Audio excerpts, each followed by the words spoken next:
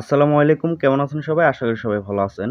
Electric idea বিডির পক্ষ থেকে সবাইকে আন্তরিক শুভেচ্ছা অভিনন্দন। আজকের যে ভিডিওটি সেই ভিডিওটি হচ্ছে সাবমার্সিবল মোটরের যে কন্ট্রোলার থাকে, সেই কন্ট্রোলার বক্সের একদম ফুল ওয়ারিং সেট কিভাবে করবেন এবং সেই মোটর যদি কোনোভাবে যদি আ রিপেয়ার করতে হয় সেটা আসলে কিভাবে বুঝতে পারবেন। সেই বিষয়টির উপরেই কিন্তু আজকের এই ভিডিওটি তৈরি করা। আপনি যদি সাবমার্সিবল মোটরের যে কানেকশন গুলা সেটি যদি একটু ভালোভাবে বুঝতে চান, তাহলে কিন্তু এই ভিডিওটি আপনার জন্য খুবই ইম্পোর্টেন্ট একটি ভিডিও। না টেনে সম্পূর্ণ ভিডিওটি অবশ্যই মনোযোগ দিয়ে দেখবেন এবং চ্যানেলটিতে যদি আপনি এখনো সাবস্ক্রাইব না করে থাকেন, তাহলে অবশ্যই সাবস্ক্রাইব করবেন। আর যারা অলরেডি সাবস্ক্রাইব করেছেন তাদেরকে অসংখ্য ধন্যবাদ।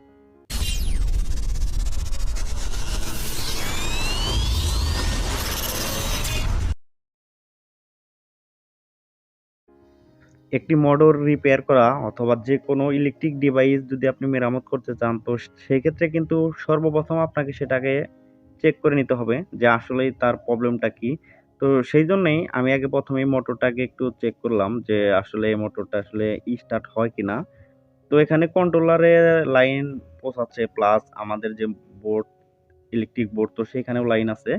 কিন্তু যখনই মোটরের কাছে আসা হলো তখনই দেখা গেল যে মোটরটি আসলে হালকা, হালকা একটু ভাইব্রেশন করছে। কিন্তু মোটরটি কিন্তু আসলেই পানি উঠতেছে না। সেক্ষেত্রে আসলে ধারণা করা যায় যে মোটরটা কিন্তু আসলেই এটার যে ফুলফিল শক্তি সেক্ষেত্রে কিন্তু সে শক্তিটা পাচ্ছে না। সেক্ষেত্রে আ সেটা কি কারণে হতে পারে? এরকম প্রবলেম গুলা কিন্তু ১ম এ আগে আপনাকে জানতে হবে। ১ম এই বলে রাখি যে আমাদের যে এইরকম যে মেইন সমস্যা ১ম এই সেটা হতে পারে কারেন্ট ভোল্টেজ যদি কম থাকে সেটার জন্য হতে পারে।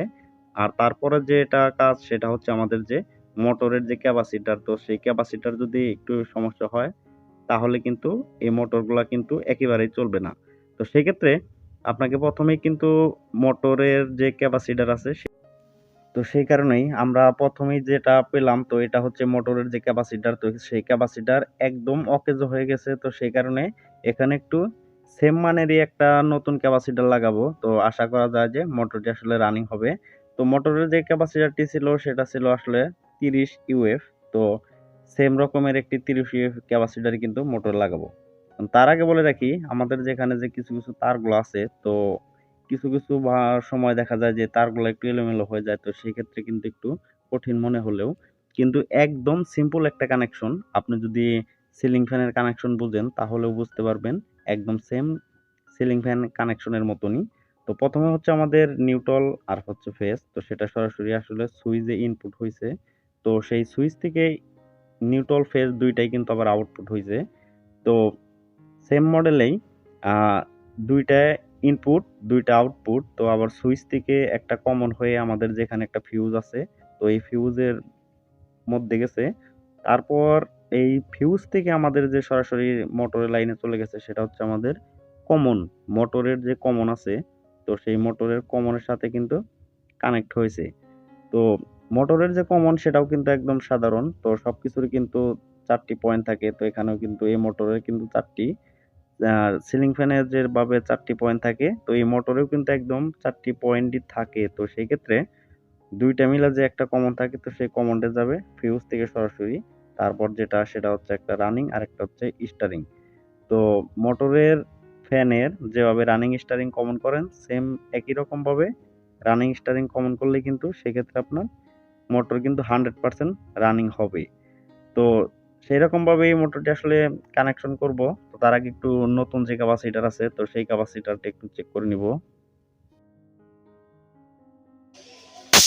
ক্যাপাসিটরটি চেক করার জন্য কিন্তু আমাদের সেখানে নিউট্রাল ফেজ দিতে হবে। দেখতেই পারছেন এখানে কিন্তু কঠিন লেভেলের ফায়ার 100% আমাদের যে ক্যাপাসিটর সেটা কিন্তু আসলে ভালো আছে। এখন আমরা সেই সম্পূর্ণরূপে আবার এটা কানেকশন করব। কানেকশন করে বক্সটা লাগাবো এবং তারপরে কিন্তু আশা করি যে আমাদের যে মোটর সেটা কিন্তু রানিং হবে। তো ভিডিওটি ভালো লাগলে অবশ্যই লাইক, শেয়ার ও কমেন্ট করবেন।